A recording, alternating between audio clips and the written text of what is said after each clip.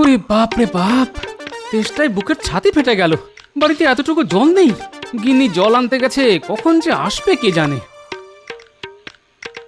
জল এনেছো? দাও দাও দাও দাও দাও, আমার বুকের ছাতি ফেটে চৌচির হয়ে গেল। আমি সেই দূরের ইদারা থেকে জল নিয়ে আসবো, আর উনি জল খেয়ে আমায় উদ্ধার করবে না? গিন্নি, তৃষ্ণার্তকে জল নিয়ে এত কথা শুনিও না, তাহলে নরকেও স্থান হবে না। এখানে আমি কোন স্বর্গে আছি যে নরকের ভয় দেখাচ্ছ? এখন এই জল খেয়ে মুখটা বন্ধ করো। আমি আবার কি মুখ করলাম? আরে তোমার মুখ দিয়ে তো আগুন বেরোচ্ছে গিন্নি। আমার জল খাওয়ার ইচ্ছেটাই চলে গেল। অনেক নাটক হয়েছে, এবার জল খেয়ে আমার স্বর্গে যাওয়ার ব্যবস্থা করো।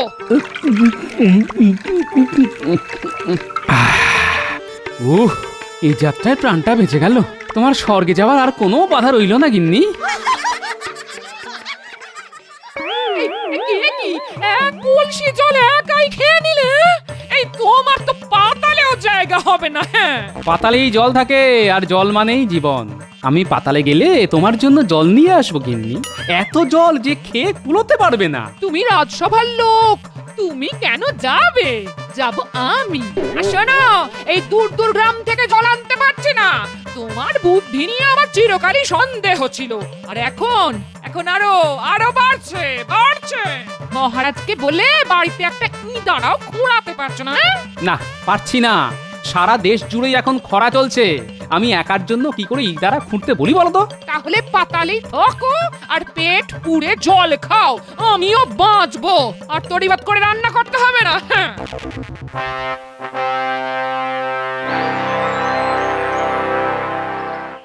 কি আজ এত কম পথ কেন? রান্নার দাসে আসেনি? আসবে না কেন? তো জল না থাকলে রান্নাটা হবে কোথা থেকে? এত দাসী তারা কি করছে?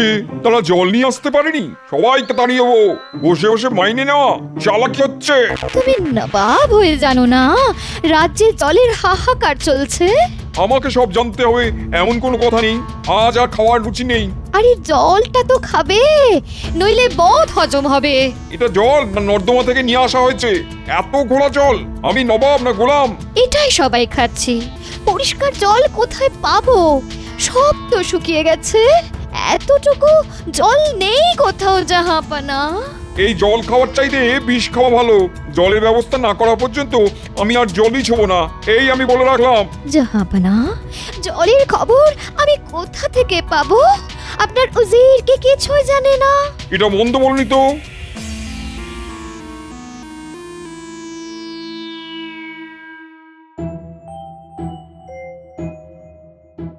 মহারাজ, রাজ্যের কোথাও জল নেই।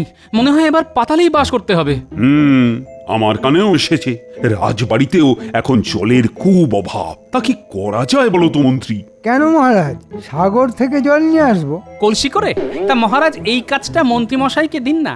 সাগর থেকে মিষ্টি ও পরিশুদ্ধ জল নিয়ে আসবে। আমি কোনো পরামর্শ দিলেই গোপাল তাতে বাধা দেয়। এটা কি ঠিক হচ্ছে মহারাজ? গোপাল বাধা দেয় বলেই আমার রাজত্ব এখনো টিকে আছে। হ্যাঁ, আর তোমার কথাই চললে না, কবেই প্রজারা আমায় তাড়িয়ে দিত। হ্যাঁ, তা ঠিক বলেছেন। আসলে আমি যে বুদ্ধি দিই তা গোপাল বুঝতেই পারে না। ওর যদি বুদ্ধি না থাকে তার জন্য কি আমি দায়ী? মন্ত্রীমশাই এতদিনে এই মহান সত্য কথাটা বুঝেছেন। সত্যিই তো, আমার যদি বুদ্ধি কম হয় তার জন্য মন্ত্রীর কি দোষ?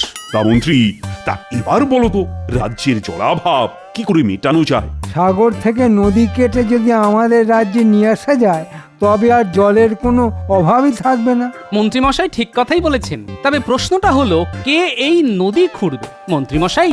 আমি একা কেন খুঁড়বো মহারাজ? আমি রাজ্যের মন্ত্রী। আপনি বরঞ্চ গোপালকে খুঁড়তে বলুন। কোদাল চালাতে ও ওস্তাদ। খোঁড়ার কথাই যখন উঠলো তখন ইদারা খোঁড়াই ভালো। রাজ্যে যদি বড় বড় ইদারা খোঁড়া যায় তবে জলের কষ্ট মিটে যাবে। পাতালে যে কি আছে তা মন্ত্রীমশাই জানতে পারবেন। তাহলে আর জল আনতে সাগরে যেতে হবে না। দেখলে মন্ত্রী, একেই বলে গোপালের বুদ্ধি। হ্যাঁ, আর তোমার মতো নির্বোধরাই সাগর থেকে জল আনার কথা বলে। কাল থেকে গোপাল ইদারা খোঁড়ার জন্য লোক লাগাও। উচিত, আজ তোমার দুটো কানই যদি কেটে দিই তাহলে কেমন লাগবে? তাহলে তো জাহাপানা আপনারই ক্ষতি। আমি কানে না শুনলে আপনার আদেশ মানব কি করে? বুঝলাম, আচ্ছা যদি তোমার চোখ গেলে দিই তাহলে কেমন হয়? খুব ভালো হয়। নবাবরা সাধারণত উজিরদের চোখ দিয়েই তো রাজ্যটাকে দেখে, আপনি সেটাও দেখতে পাবেন না। কাজের মধ্যে কাজ এটাই হবে। তোমার কি মনে হয় তুমি চোখে দেখতে পাও? না হুজুর, আজ সব কিছুই কেমন জানি আবছা আবছা লাগছে। আসলে নবাব কুপিত হলে উজির কখনো চোখে পরিষ্কার দেখতে পায়। শুধু আজ কেন, মনে হয় বহুদিন ধরেই তুমি চোখে কম দেখো। নইলে দেশে যে এত জলাভাব তা তুমি দেখতে পাওনি কেন? আমি পর্যন্ত আজ নর্দমার জল খেয়ে এসেছি, তুমি কি আমার মৃত্যু চাও? হুজুর, আমি বড় বড় ইদারা খোঁড়ার জন্য অনেক চেষ্টা করেছি, কিন্তু লোক পাচ্ছি না হুজুর। তারা সবাই জল আনতে অনেক দূর দূর গ্রামে চলে যাচ্ছে। ইদারা খোঁড়ার সময় তাদের তো নেই। তাহলে তো খুবই বিপদ, লোক পাবো কোথা থেকে? আপনার কি মনে হয় আমি সেটা ভাবিনি? ভেবেছি হুজুর, জব্বর একটা বুদ্ধি বার করেছি। বলে ফেলো, আমার আর তর সইছে না। আপনার হাতেই তো লোক আছে। আমার হাতে লোক থাকলে কি আর তোমায় এখানে বসিয়ে রাখতাম? তা একেবারে ঠিক কথা বলেছেন, কিন্তু লোক তো আপনার হাতেই আছে। আমার হাতে আছে অথচ আমি জানি না। কে বলো? কেন মহারাজ, কৃষ্ণচন্দ্রের সভাসদরা শুনলাম তারা নাকি বড় বড় ইদারা খুঁড়তে শুরু করেছে। লোকের অভাব নেই, কিন্তু মহারাজ নবাবকে টক্কর মারবে সেটাকে খুব ভালো দেখাবে। প্রজারা তো দুয়ো দেবে আপনাকে। সভাসদদের এখানে নিয়ে আসতে পারলে ওদের কাজ বন্ধ হয়ে যাবে, আর আমরা তাদের দিয়ে ইদারা খুঁড়িয়ে নেব। এটা তো ভালো বলেছো উজির, কিন্তু তাদেরকে এখানে আনবো কি করে? সামান্য একটা প্রশ্ন করার জন্যে। কি সেই প্রশ্ন? মাটির তলায় কি আছে? আর কেউ না পারুক, গোপাল এই প্রশ্নের উত্তর দেবেই। ব্যাস, তাহলে আপনি বলবেন প্রমাণ করে দেখাও, আর প্রমাণ করতে গেলেই ওদের মাটি খুঁড়তে হবে। 9 জন 9টা ইদারা খুঁড়ে ফেললে আর আমাদের জলের কষ্ট থাকবে না। বাবা, বেশ বুদ্ধি দিয়েছো তো। তাহলে ওদের কাছে দুধ পাঠাও, অবিলম্বে যেন তারা এখানে এসে প্রশ্নের জবাব দেয়। 9 জনকেই কিন্তু আসতে হবে। জি জাহাপানা।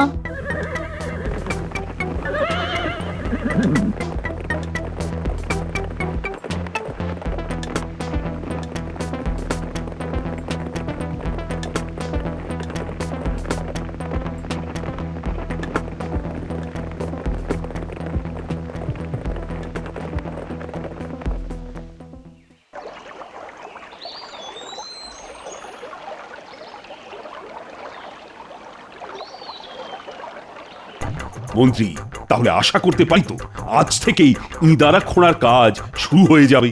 আগে মহারাজ সব প্রস্তুত, কিন্তু গোপাল যেন এই কাজে হাত না দেয়। না, মাটির নিচে যে জল থাকে সেটা আমি জানি, মন্ত্রী মশাই হয়তো জানেন না, তবে এবার জানতে পারবেন। গোপাল যদি সবই জানে তবে আমাকে বাদ দিন মহারাজ, গোপালই করবে। না, মন্ত্রী মশাইয়ের জানা দরকার মাটির তলায় কি আছে। মাটির নিচে যে মাটি থাকে তা আমি জানি মহারাজ। তারও নিচে কি থাকে সেটা তো জানতে হবে নাকি? গোপাল কিন্তু আমার জ্ঞান নিয়ে মস্করা করছে মহারাজ। কি ব্যাপার দূত, আর নবাবের সব ঠিক আছে তো? আগে তা ঠিক আছে, কিন্তু নবাবের মাথায় একটা প্রশ্ন এসেছে। তার উত্তর খুঁজতেই তিনি আপনার নবরত্ন সভার সবাইকে দরবারে তলব করেছেন, এবং আজই। হ্যাঁ, আজই? তা তো হবে না। মানে আজ থেকে আমার এখানে ইদারা খোঁড়ার কাজ শুরু হবে, তা আজ কিভাবে যাব? তা তো জানি না মহারাজ, তবে নবাবের আদেশ কখনো এদিক ওদিক হয় না। আজ মানে আজ। ও গোপাল, কি করা যায় বলো তো? আমার মনে হয় নবাব জিজ্ঞেস করবেন আমরা সবাই কুশলে আছি তো। আমি তোমাকে প্রশ্ন করছি, তুমি থামো। যে আজ্ঞে মহারাজ। মন্ত্রী, তুমি আজই নবাবের কাছে যাওয়ার ব্যবস্থা করো। তাহলে ইদারা খোঁড়ার কাজ কিভাবে হবে? আমাদের পাতাল প্রবেশ ঘটবে, প্রজাদের কাছে আর মুখ দেখাতে পারবো না। তোমাদের ডেকে পাঠানোর জন্য আমি খুবই দুঃখিত। আসলে আমার মাথায় একটা প্রশ্ন এসেছে, এখানে কেউ তার উত্তর দিতে পারছে না। যদি তোমরা পারো তবে খুবই উপকৃত হই। হুজুর, আপনি আমাদের প্রশ্ন করবেন তাতে আমাদের কষ্ট হবে কেন? এমন কোনো প্রশ্ন নেই যার উত্তর আমার অন্তত জানা নেই। বাহ, চমৎকার। আচ্ছা বলো তো, মাটির তলায় কি আছে? এটা কোনো প্রশ্ন হলো হুজুর? মাটির তলায় মাটি থাকে, আর কি থাকবে? এই কে আছিস? মন্ত্রীকে বাইরে বের করে রাখ।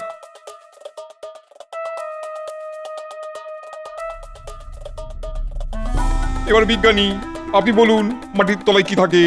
মাটির তলায় কেন হুজুর খনিজ পদার্থ থাকে? এই বিজ্ঞানীকেও ধরে রাখ।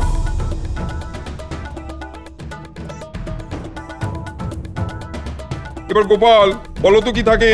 জল হুজুর, এটা তো খুব সহজ প্রশ্ন হয়ে গেল। না, ততটা সহজ নয়। তোমাকে তো প্রমাণ করতে হবে যে মাটির তলায় জল থাকে।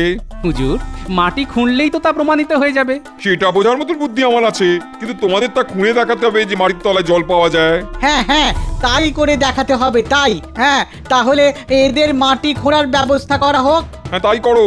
শোনো গোপাল, যদি জল না বের করতে পারো তবে কিন্তু তোমাদেরও বন্দি করে রাখা হবে আজীবন।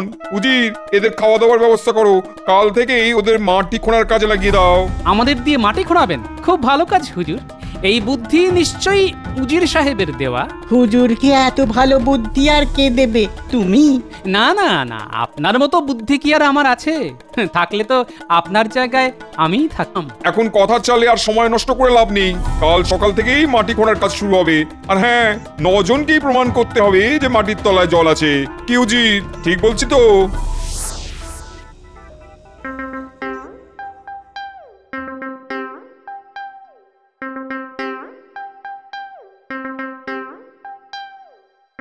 ওই বাপরি, এত খাবার! গোপালের ভুঁড়ি তো আজ আর নড়তেই পারবে না। না, খেয়ে দে, তুমি নাক ডাকাও। আমরা চললাম মাটির তলায় কি আছে তা দেখতে। তাহলে তো ভালোই হতো মন্ত্রী মশাই, কিন্তু আমি না গেলে তো সারা জীবন আপনাকে এখানে বন্দিই থাকতে হবে। মহারাজও কিছু করতে পারবেন না। আমাকে বন্দি করা অত সহজ নয়। এক সময় যা তরোয়াল খেলতাম না, এক মহান রাজা আমাকে তার সেনাপতি করেছিল। এই কথা আমি নিজের মুখে কোনোদিন তোমাদের বলেছি? আচ্ছা, এখন কি দিয়ে বললে? মুখ দিয়ে না কান দিয়ে? মহারাজ যে কি করে তোমাকে সহ্য করে তা কি জানি বাবা। কেন সহ্য করে তা এখন বুঝবে। তবে তোমাকে উদ্ধার করা মনে হয় আমার পক্ষে সম্ভব নয়। তা করবে কেন? আমি এখানে বন্দি হলে তোমারই ভালো, তুমি মন্ত্রী হবে। তোমার বকবকানি বন্ধ করো। খাওয়া হয়ে গেছে, এবার জলের খোঁজ করো। তেষ্টায় ছাতি একেবারে ফেটে যাচ্ছে। কেন? তোমার বুদ্ধি না থাক, মুখে তো মধুর বচন আছে, তাই দিয়ে জল আদায় করো। কে আছো?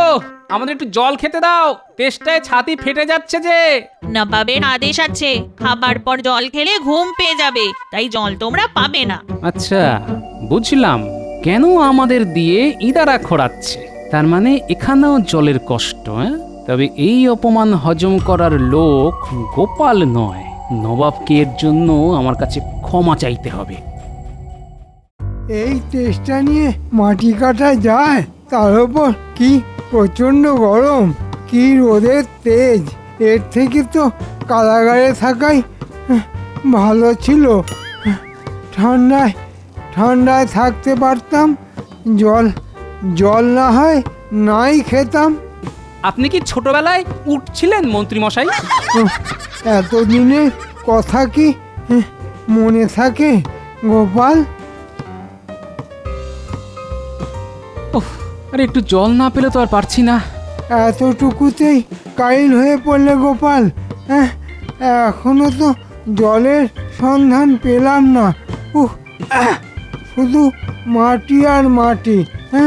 আমি ঠিকই বলেছিলাম, মাটির তলায় মাটি থাকে। মাটির তলায় মাটি, তার নিচে মাটি, তারও নিচে মাটি, তারপর জল। তোমার কথার ওপর না আমার কোনো বিশ্বাস নেই। কেন যে জল বলতে গেলে কে জানে। এখন মাটি কোপাও কোপাও। না, এরা জল দেবে না। থুতু গিলে জীবন ধারণ করতে হবে, নইলে কারাবাস। উফ, আমাদের কষ্টটা যদি মহারাজ জানতে পারতো। উপ উপ, কি হতো? মহারাজ কি মাটি কোপাতো? না না, নবাবকে বলে আমাদের একটা ব্যবস্থা তো করতে পারতো। না, সে গুড়ে বালি। আমাদের কাজ আমাদেরই করতে হবে। হ্যাঁ, অনেকটা খুঁড়ে ফেলেছি।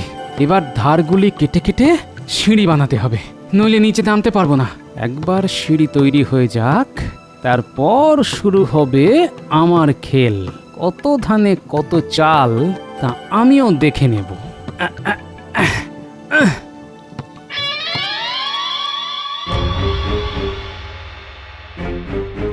ব্যাপারে কিছুতেই শান্তি পাচ্ছি না। কি ব্যাপারে মহারাজ?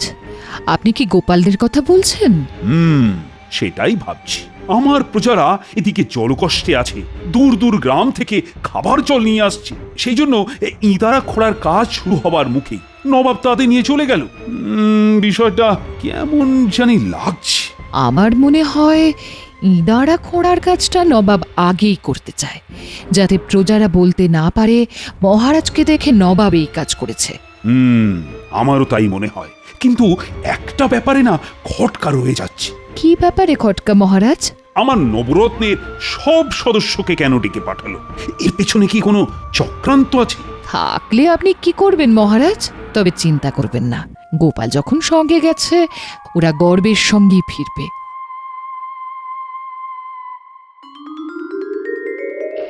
নিচে জল দেখা যাচ্ছে, বেশ টলটলে। এত নিচের জল কখনো খারাপ হতে পারে না। নবাবকে তাহলে প্রমাণ দেওয়া গেল, তবে এমন প্রমাণ যা নবাব কল্পনাও করতে পারবে না। কই হে উজির, প্রমাণ চোখের সামনেই আছে, শুধু নবাবকে নিজের চোখে দেখতে হবে। কি হলো কি? এই ভর দুপুরে কাজ ফেলে দিয়ে এত চিৎকার কেন? চিৎকার করব না তো কি করব? পাতালে ঘুমাবো? তা মাটির তলায় কি আছে তা জানা গেল? জানা গেল মানে নিজের চোখে দেখে এসেছি। তবে চলো চক্ষু কর্ণের বিবাদ ভঞ্জন করে আসি। না না উজির মশাই, আগে নবাব, তারপর তার সহচররা। আমি তো সেটাই নিয়ম বলে মনে করি। আরে ছাড়ো তোমার নিয়ম, আমি নিজে গিয়ে দেখবো, তারপর নবাব যাবেন। আমি কিন্তু নবাবকে এই কথা বলতে বাধ্য হব। যাও যাও গিয়ে বলো আমি আগে যাব, তারপর নবাব। এই বুদ্ধি তো আমিই দিয়েছিলাম নাকি? নবাব সেটা দেখুক। আমার বুদ্ধি যে বিফলে যায় না সেটা নবাবকে বোঝাতে হবে। তবে যাও, নবাবকে যা বলার তা আমিই বলবো। তোমার যা খুশি বলতে পারো, আমি নিচে চললাম। আপনার যা ইচ্ছে। সিঁড়ি কাটা আছে একদম নিচ পর্যন্ত, শেষে টলটলে জল।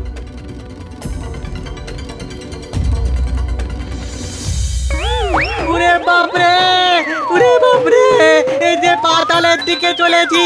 কে আছো? বাঁচাও, বাঁচাও।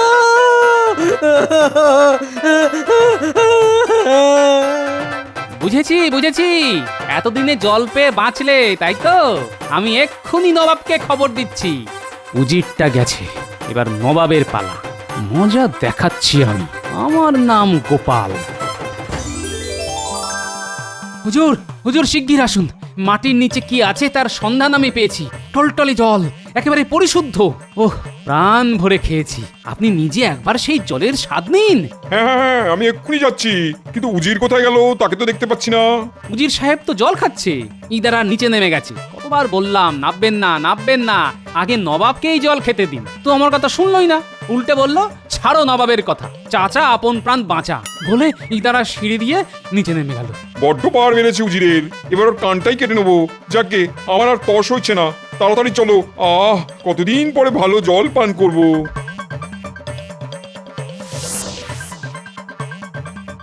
ওই দেখুন কেমন ইদারা কাটা হয়েছে।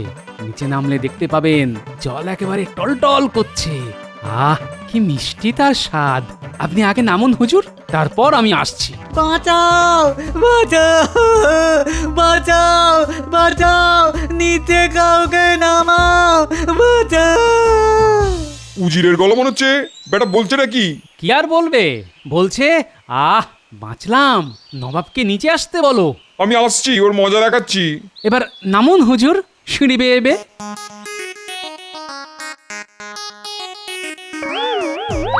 বাঁচাও বাঁচাও বাঁচাও। যাক, এতক্ষণে প্রতিশোধ নেওয়া গেল। তঠে ষাট্ঠং। তোমাদের বুদ্ধিতে ওদের দিয়ে ইদারা কাটার ব্যবস্থা করা হলো, এবার উঠবো কি করে? আহমক কোথাকার। আমি কি জানতাম যে গোপাল এইভাবে প্রতিশোধ দেবে? ব্যাপারটা কিন্তু খুব খুব অন্যায় করলো গোপাল। অন্যায় করেছো তুমি। আগে ওপরে উঠি, তারপর তোমার কান যদি আমি না কাটি তো আমি আর নবাব থাকবো না। এবার নিচে নামা যেতে পারে। নবাবকে বলতে হবে কি অন্যায় করেছে উজির, আপনাকে ভুল বুঝিয়ে। ওদিকে আমার দড়ি আর আংটা রাখা আছে। আংটাটা মাটিতে পুঁতে দড়ি ধরে নিচে নেমে দেখি নবাব আদপেই শিক্ষা পেয়েছে কিনা।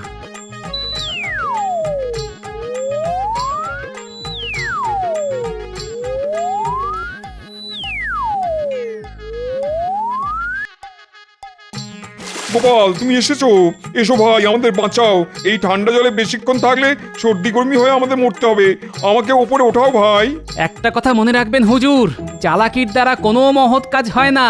আমরা রাজসভার পারিষদ, আমাদের দিয়ে এই কাজ না করালেও পারতেন। খুঁজলে ইদারা কাটার লোক আপনি পেয়ে যেতেন নবাব বাহাদুর। ঘাট হয়েছে গোপাল, এবার আমাদের ওপরে তোলো লক্ষ্মীটি সোনা। একটা শর্তে, যে নখানা ইদারা আপনি আমাদের দিয়ে কাটালেন সেখান থেকে রোজ 9 ঘড়া জল আমাদের বাড়ি পাঠাতে হবে। রাজি? নিশ্চয়ই নিশ্চয়ই, এটাও এমন কি কথা? আপনি কিন্তু কথা দিলেন, নবাব কথা দিলে কিন্তু তার ফেরানো যায় না। তা কি আর আমি জানি না ভেবেছো গোপাল? সব জানি। এই মর্কট উজিরটাকে না তাড়িয়ে আমি ছাড়বো না।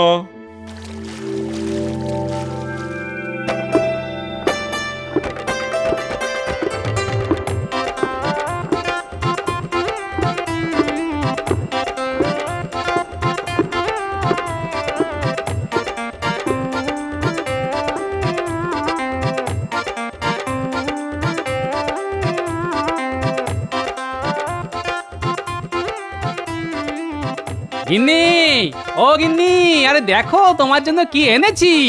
মা, তুমি তুমি কোথা থেকে আসলে? আমি তো ভেবেই সারা। পাতাল থেকে জল নিয়ে এসেছি গিন্নি। তোমায় আর কষ্ট করে দূরগ্রাম থেকে জল আনতে হবে না।